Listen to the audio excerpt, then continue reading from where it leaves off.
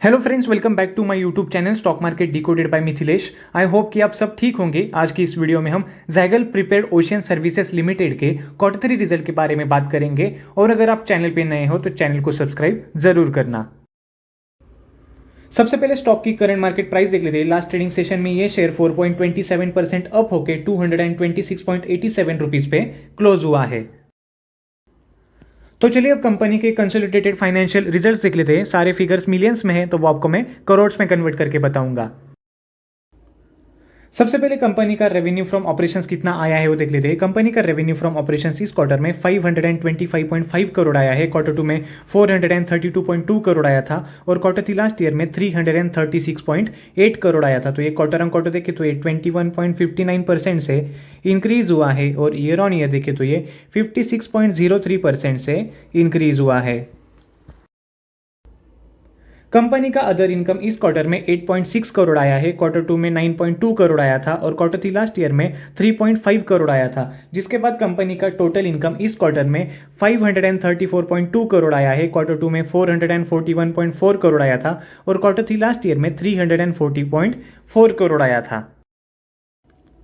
अब कंपनी के total expenses यानी कि एक क्वार्टर में कंपनी ने कितना खर्चा किया है वो देख लेते हैं। कंपनी ने इस क्वार्टर में 484.5 करोड़ का खर्चा किया है।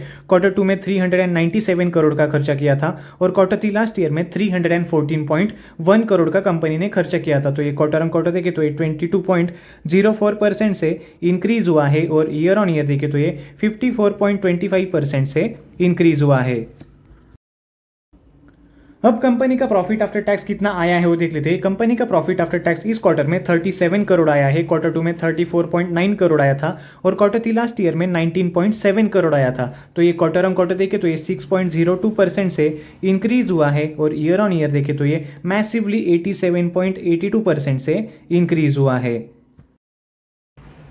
अब सबसे लास्ट में कंपनी का ईपीएस कितना आया है वो देख लेते हैं। कंपनी का ईपीएस देखने से पहले आप इस स्टॉक में इन्वेस्टेड हो या नहीं वो मुझे कमेंट सेक्शन में जरूर बताना। और आपको और कौन से कंपनीज के Q3 रिजल्ट के ऊपर वीडियो चाहिए वो भी मुझे कमेंट सेक्शन में जरूर बताना। कंपनी का ईपीएस इस क्वार्टर में 2.76 आया है। Q2 में 2.61 आया था और Q3 लास्ट ईयर में 1.61 आया था। तो ये क्वार्टर ऑन क्वार्टर देखे तो ये 5.75% से इंक्रीज हुआ है और ईयर ऑन ईयर देखे तो ये मैसिवली 71.43% से इंक्रीज हुआ है।